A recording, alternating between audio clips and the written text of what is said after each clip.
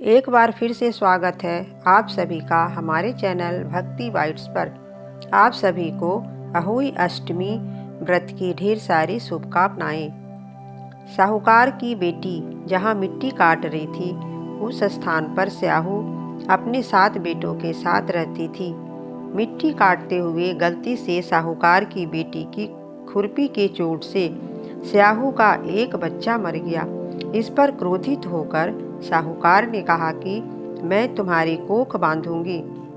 स्याहू के वचन सुनकर साहूकार की बेटी अपनी 7 भाभियों से एक एक कर विनती करती है कि वह उसके बदले अपनी कोख बंधवा ले। सबसे छोटी भाभी नंद के बदले अपनी कोख बंधवाने के लिए तैयार हो जाती है। इसके बाद छोटी भाभी के जो भी बच्चे होते हैं वे 7 दिन बाद मर जाते हैं।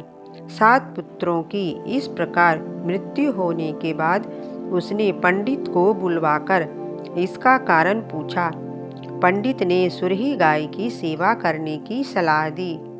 सुरही सेवा से प्रसन्न होती है और छोटी बहू से पूछती है कि तू किस लिए मेरी इतनी सेवा कर रही है और वह उससे क्या चाहती है। जो कुछ तेरी इच्छा है वह मुझसे मांग ले।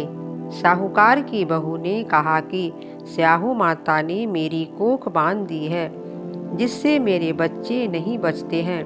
यदि आप मेरी कोख खुलवा दें तो मैं आपका उपकार मानूंगी। गाय माता ने उसकी बात मान ली और उसे साथ लेकर 7 समुद्र पार स्याहू माता के पास चली गई। रास्ते में थक जाने पर दोनों आराम करने लगते हैं। अचानक साहूकार की छोटी बहू की नज़र एक ओर जाती है। वह देखती है कि एक सांप गरुड़ पंखनी के बच्चे को डसने जा रहा है और वह सांप को मार देती है। इतने में गरुड़ पंखनी वहां आ जाती है और खून बिखरा हुआ देखकर उसे लगता है कि छोटी बहू ने उसके बच्चे को मार दिया है। इस पर वह छोटी बहू को चोंच मारना शुरू कर देती है। छोटी बहू इस पर कहती है कि उसने तो उसके बच्चे की जान बचाई है। गरुड़ पंखनी इस पर खुश होती है और सुरही सहित उसे स्याहू के पास पहुंचा देती है। वहां छोटी बहू स्याहू की भी सेवा करती है। स्याहू छोटी बहू की सेवा से प्रसन्न होकर उसे 7 पुत्र और 7 बहू होने का आशीर्वाद देती है। स्याहू छोटी बहू को 7 पुत्र और 7 पुत्र वधुओं का आशीर्वाद देती है और कहती है कि घर जाने पर तू अहोई माता का उद्यापन करना। 7 अहोई बनाकर 7 कड़ाही। उसने घर लौटकर देखा तो उसके 7 बेटे और 7 बहुएं बैठी हुई मिली।